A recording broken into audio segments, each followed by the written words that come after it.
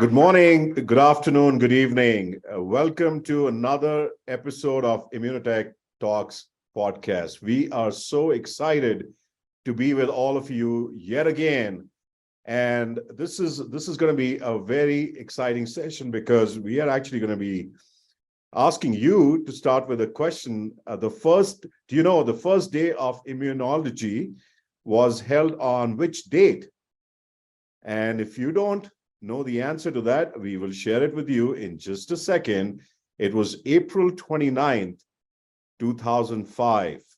And it's a very important date for us to remember. It was brought to life by the European Federation of Immunological Societies in order to strengthen the general public's awareness around this very important topic of our immune system, and as a basis for individual health and overall well-being.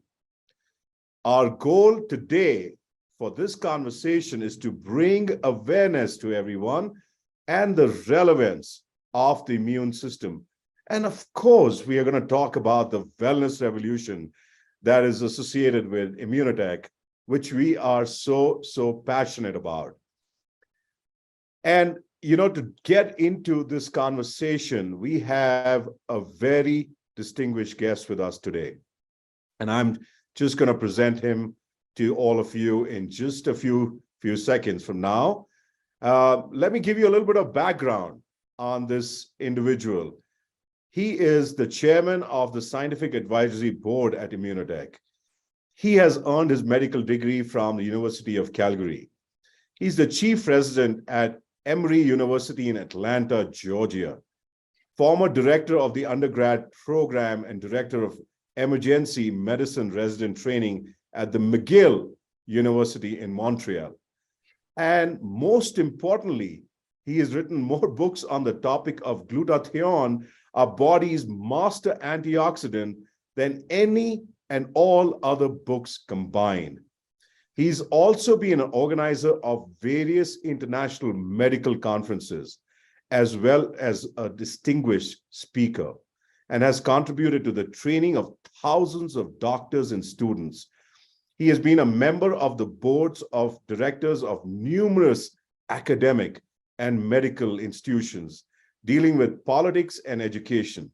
He is frequently heard on radio and television around the world, talking about the role of glutathione in health and disease. Well, I can go on and on talking about this distinguished personality, but it is my honor to welcome Dr. Jimmy Gutman. Thank you, Raj. Thank you for such a wonderful introduction. It's an absolute pleasure to be here. And again, welcome, Dr. Gutman. It's such a pleasure and honor to have this conversation with you on this very, very important topic. Today, we wanted to discuss our immune system. And because both immunocal and glutathione play such an important part here, who better to review this topic but you, Dr. Gutman? Well, thank you. Let's go for it. So first of all, I think for our viewers and our listeners, I really want us to have a brief answer on what the immune system is and what does it do? Well, this is a very involved topic. The immune system is insanely complicated, and it's one of those fields where our knowledge really is still in its infancy. A book on immunology is actually outdated by the time it's published. But let me give you the simplest possible answer.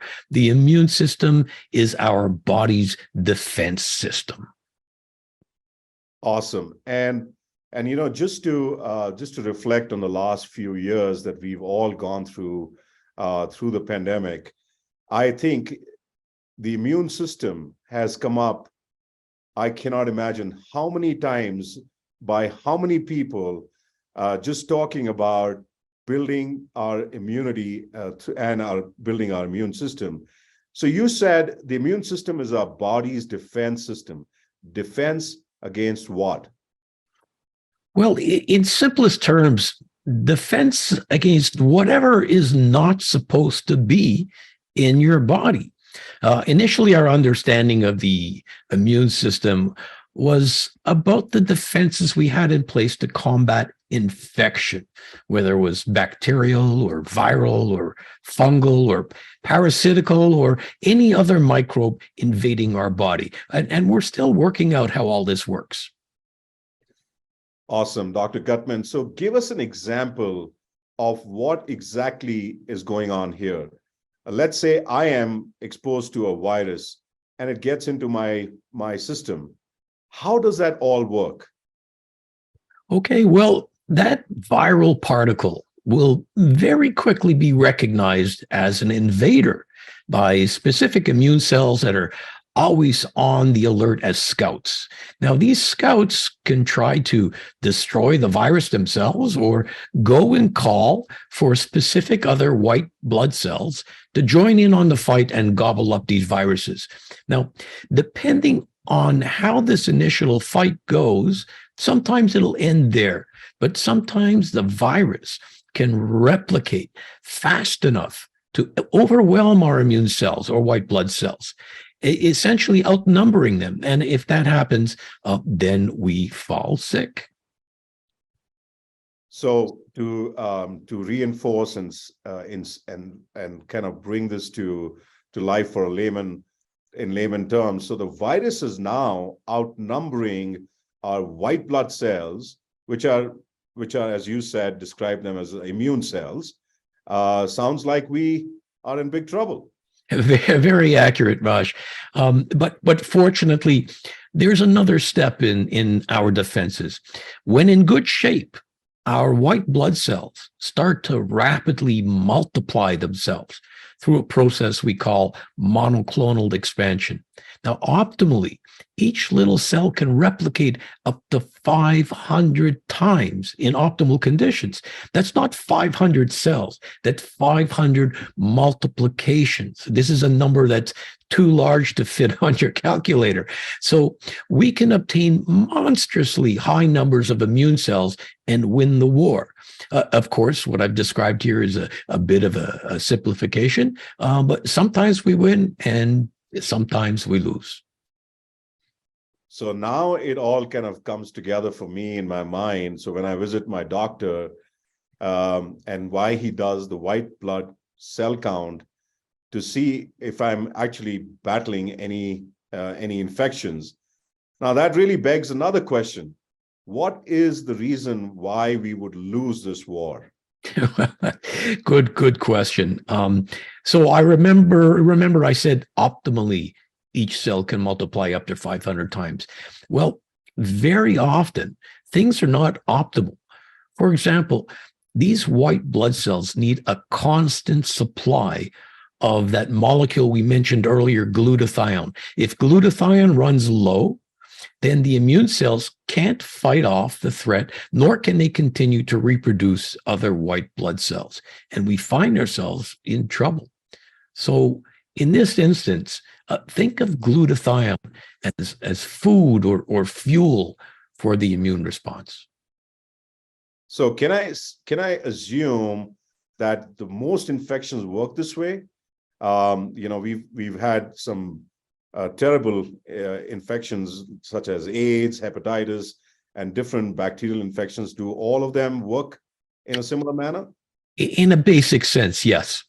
Each have their own nuances, but this is a simple model that holds true most of the time. In fact, we've done studies on these in humans where we've demonstrated the efficacy of this strategy. We even hold patents to this degree, Raj. That's awesome. And I'm intrigued. I want to learn more about these patents that you just described, Dr. Gutman. Can you tell us a little bit more about these patents? Oh boy, we hold patents on specific illnesses. We hold a patent on supporting immune function in humans. In fact, we also hold a Health Canada number that gives us the right to make claims about supporting immune function, maintaining white blood cell counts, raising antibodies, and more. This is quite rare and quite incredible. And it just comes as a result of our over 40 years of intense research and publication. We're one of the few companies. In fact, I think we're the only company that has the right to make these statements, the only natural product that can do that. Thank you. That is remarkable, Dr. Gutman, and that is powerful what you just said, that we are the only company which can make these claims, and that makes us unique, and that makes us very different from anything else on the planet. That's truly remarkable. And I just want to reinforce something that you said, about the claims that about supporting the immune function, maintaining white blood cell counts, rising antibodies, and more. That all is just incredible. And, we learned a lot of many, many, many things which are so important to us, to live healthy, to be better, part of the wellness revolution. But you taught us a lot about the immune system as well, and our body, how it builds a defense mechanism against infections. And I think that this discussion today has been just invaluable. I so appreciate you taking our time and want to thank you. And I'm grateful to you that you could share your deep knowledge and your experience with everyone else on this call. So thank you, Dr. Gutman. Really appreciated your being on this special podcast, and look forward to many, many more. As do I. Thank you very much, Raj.